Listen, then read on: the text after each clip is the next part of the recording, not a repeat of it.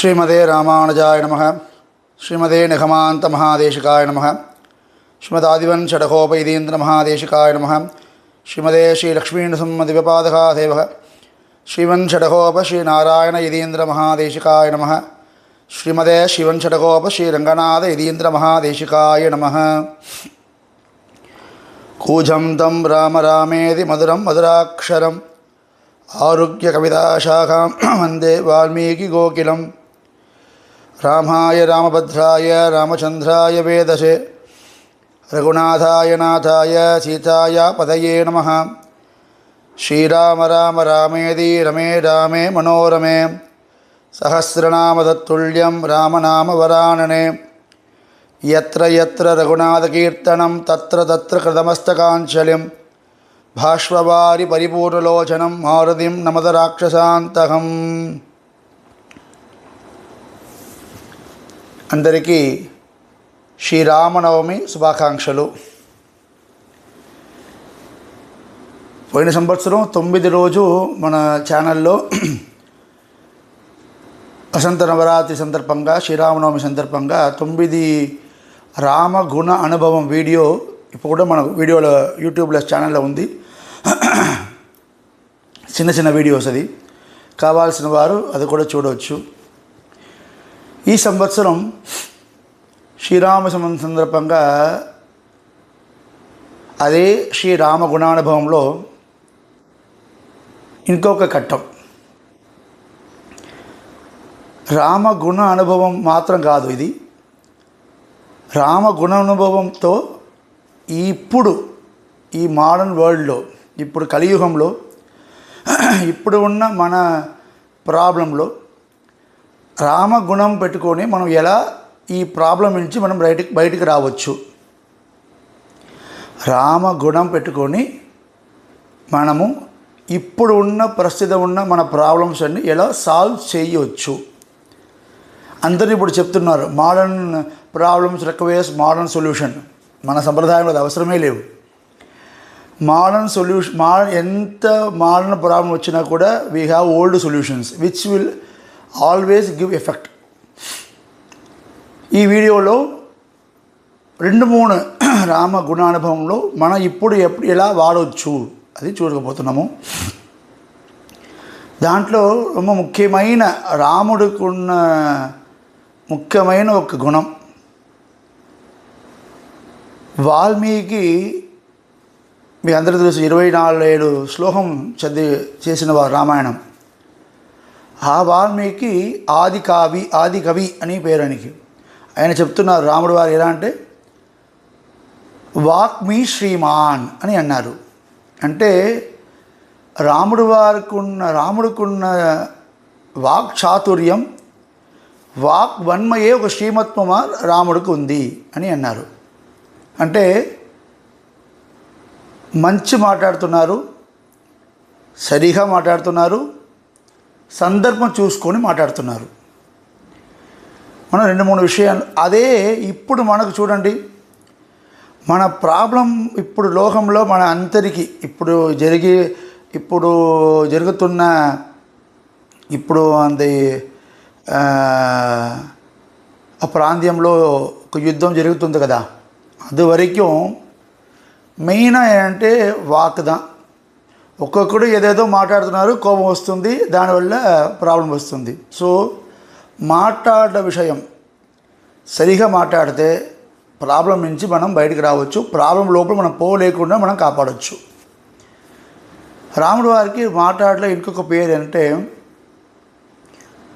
పూర్వభాషీష రాఘవ, మృదుభాషీష రాఘవ, మంజుభాషీష రాఘవ అని అన్నారు.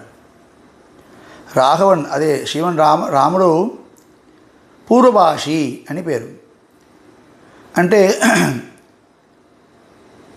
ఎక్కడ ఒక విషయం చెప్పాలి, ఒక సందర్భం వచ్చిందంటే అందరూ ఏం చేస్తున్నారంటే ఆయన ఫస్ట్ పోవచ్చు, నేను తర్వాత చెప్తున్నాను, ఆయన ఫస్ట్ పోవచ్చు, ఎప్పుడు అది చేయకూడదు. రాముడు ఏం చేస్తారంటే పూర్వభాషీష రాఘవ, ఫస్ట్ తన సిద్ధాంతం ఏంటి, తన ఐడియా ఏంటది క్లియర్గా ముందుకి ఫస్టే చెప్తారు. పూర్వభాషీష Raghava. First impression is the best impression అందరూ చెప్తున్నారు కదా. మనము కూడా మనకు సందర్భం దొరికిందంటే ఖచ్చితంగా మంచిగా వాడాలి. అది వాడి మనకున్న ఐడియాస్ ఫస్టే చెప్పాలి, భయపడకూడదు. రాముడు వారు ఎప్పుడు ఏ విషయాల్లో తన సిద్ధాంతం చెప్పడానికి ఆయన భయపడలేవు.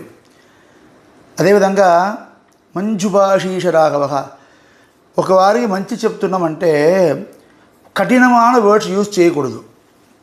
కఠినమైన వర్డ్స్ యూజ్ చేస్తే ఏమవుతుందంటే మనం ఎంతదా మంచి చెప్పినా కూడా వాళ్ళు దాన్ని వినడు.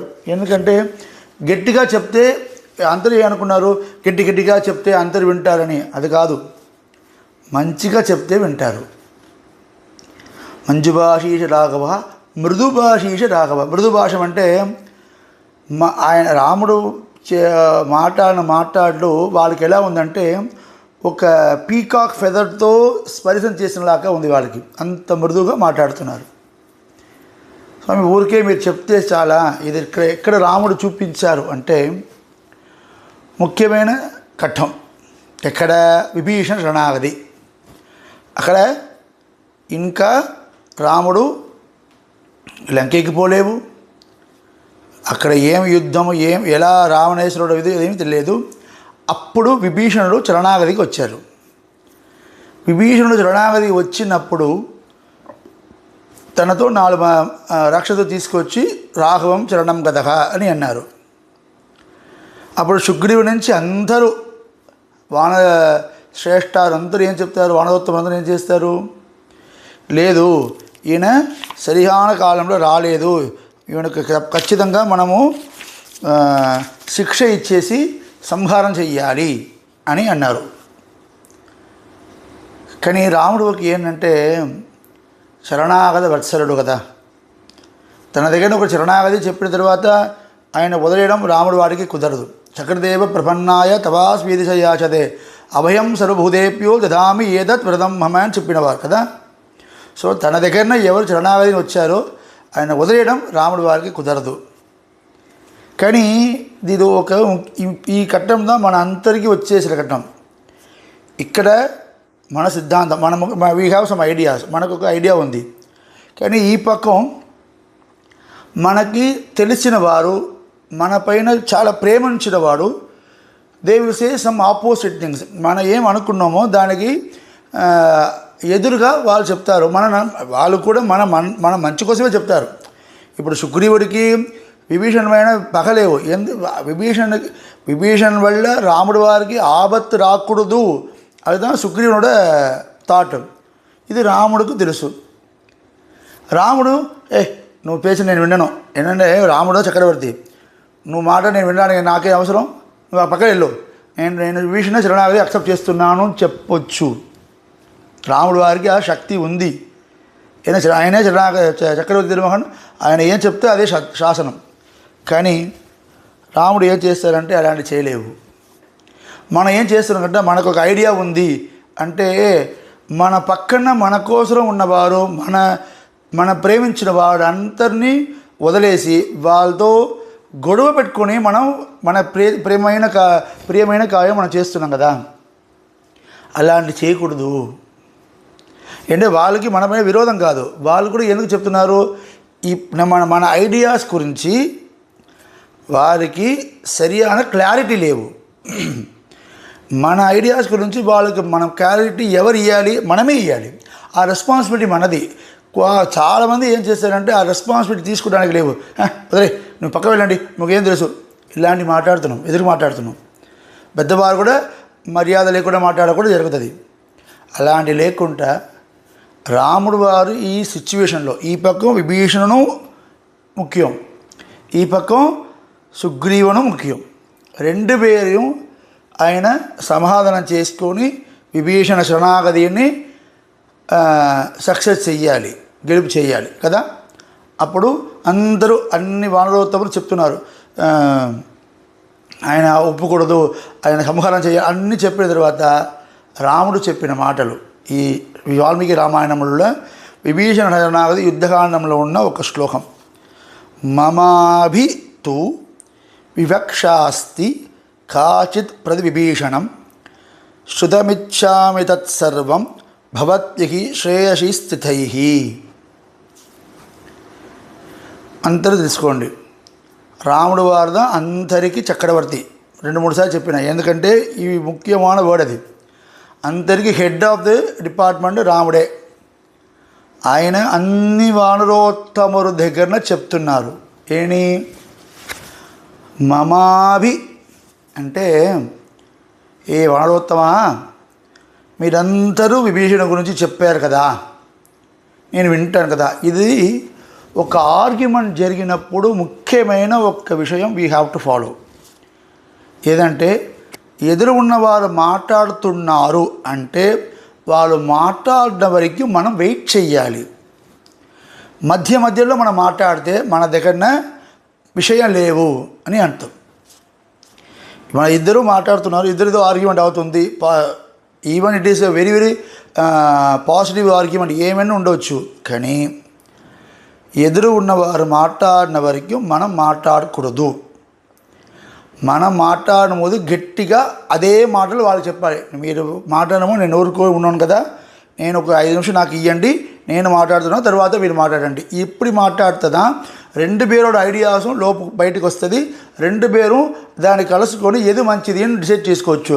లేకపోతే వాళ్ళు మాట్లాడమని మన మధ్య మాట్లాడితే ఆ ఆర్గ్యుమెంట్ పాజిటివ్ అనే ఆర్గ్యుమెంట్ ఉండదు. It will become heated argument. అది దాని గొడవలకి పోతుంది అది. కానీ రాముడు ఏం చేస్తారు, రాముడికి విభీషణ శరణాగతి అక్సెప్ట్ చేయాలి. కానీ ఆ వానరోత్తములు అందరూ మాట్లాడిన వరకు అన్న ఊరికే ఉన్నారు. ఈ క్వాలిటీ డెవలప్ చేయాలి. ఎదురువారు మాట్లాడినప్పుడు మధ్యలో మనం మాట్లాడకూడదు, అది తప్పు. ఇంకా విశేషం ఏంటంటే పెద్దవారు ఆచార్యవారు మాట్లాడిన సమయంలో ఖచ్చితంగా మనం మధ్యలో మాట్లాడకూడదు. ఆయన పూర్తిగా అయిన తర్వాత మన దగ్గర నువ్వేం చెప్పాలి చెప్పినప్పుడుదా మనం మాట్లాడాలి. ఏం చెప్తారు, మీరందరూ నా పైన ప్రేమతో విషయం చెప్తున్నారు విభీషణ గురించి. ఈ విభీషణం గురించి నాకు కూడా మమాభితు నాకు కూడా ఒక విషయం చెప్పలాగా ఉంది, నేను చెప్పొచ్చా, మీరు వింటున్నారా? ఇది సామర్థ్యం. ఇదే అన్ని రానురోజులకి భయం వచ్చింది. స్వామి రామా, అలా నువ్వు చెప్పకూడదు, నువ్వు చక్రవర్తి, నువ్వు శాసనం చేసి నేను విన్నాడు, నువ్వు ఆర్డర్ చేసి నేను విన్నాడు, ఇలాంటి చెప్పకూడదు, మీరు ఏం చెప్తే వింటున్నాను స్టేజ్కి వాళ్ళు వచ్చేసారు. ఇదిదా మనము ఇప్పుడు మన లైఫ్లో ఉన్న ప్రాబ్లం సాల్వ్ చేయడానికి ఇది వాడాలి. ఎలా, మనకు ఒక విషయం ఉంది, మనకు ఐడియా ఉంది, అది మనం ఎగ్జిక్యూట్ చేస్తున్నామంటే పెద్దవారు వేరెవరో మనపైన ప్రేమ ఉన్నవారు, అమ్మ నాన్న నుంచి పెద్దవారి నుంచి అందరూ ఎవరో ఒకటి వచ్చి లేదు మా ఇది తప్పు కదా, ఇందులో మీకు ఏమి ఆదాయం రాదు, దీనివల్ల మీకు ఆపత్తు వస్తుంది అని వాళ్ళు చెప్తే ఫస్ట్ వాళ్ళు పూర్తిగా చెప్పినది వినాలి. విన్న తర్వాత మనం ఐడియా ఏముందో దాని గురించి పూర్తిగా క్లారిటీ చెప్పాలి. స్వామి మీరు చెప్పేటన్నీ కరెక్టు, నాకు కూడా నా ఐడియాస్ గురించి చెప్పడానికి కొన్ని విషయాలు ఉన్నాయి స్వామి, మీరు వినండి చెప్పి వాళ్ళు విన్నపెట్టి ఆ తర్వాత మనం కార్యం నెరవేర్చుకోవాలి. మధ్యలో ఆర్గ్యుమెంట్ చేసుకొని గొడవ చేసి ఏ పని చేస్తానో అది మనకు నెమ్మది రాదు. వాళ్ళతో మాట్లాడుతున్నామని అదే మనకు కూడా ఉంది. సో మమావిధు వివక్ష అస్తి కాచిత్ ప్రతిభీషణం శృతమిచ్చామి తత్సర్వం భవద్భిః శ్రేయసి స్థితైః. వాళ్ళు పెద్దవారు ఏం చెప్తారో వినాలి, మధ్యలో మాట్లాడకూడదు. మన సిద్ధాంతం ఏమో దాంట్లో ఎప్పుడు సిద్ధంగా ఉండాలి, ఇది ముఖ్యం. ఇంతమంది విభీషణ నుంచి అందరూ క్లోజ్తా రాముడికి, అంత క్లోజుకున్నవారు చెప్పినప్పుడు కూడా తన సిద్ధాంతం నుంచి రాముడు బయటికి తన సిద్ధాంతం రాముడు ఎప్పుడూ వదిలేలేవు. శరణాగత రక్షణం దా నా సిద్ధాంతం, దాని నుంచి నేను బయటికి రాను అంట్లో స్థిరంగా ఉన్నారు. ఇదే విధంగా మనం కూడా మనకున్న సిద్ధాంతంలో స్థిరంగా ఉండాలి. బయట వారు ఏం మాట్లాడితే మన సిద్ధాంతం గురించిన క్లారిటీ అప్పుడు ఏమర్థం, మన సిద్ధాంతం గురించి మనకు క్లారిటీ లేదు అని అర్థం. సిద్ధాంతం గురించి క్లియర్గా తెలుసుకోవాలి. బయట వారు ఏం చెప్తే వినాలి. విన్న తర్వాత కూడా ఇదే నా సిద్ధాంతం, அப்படிங்கிறத వాళ్ళకి మనము క్లారిటీగా చెప్పాలి. సో చెప్పినప్పుడు కూడా మృదుభాషీష రాఘవ, మంజుభాషీష రాఘవ, వాళ్ళు హర్ట్ చేయలాగా చెప్పకూడదు. చెప్పిన ఒక్కొక్క మాటలు వాళ్ళు అక్సెప్ట్ చేసేలాగా ఉండాలి. మమాభి దుష్వాక్షాక్షి, ఈ మమాభి వర్డ్ ముఖ్యం.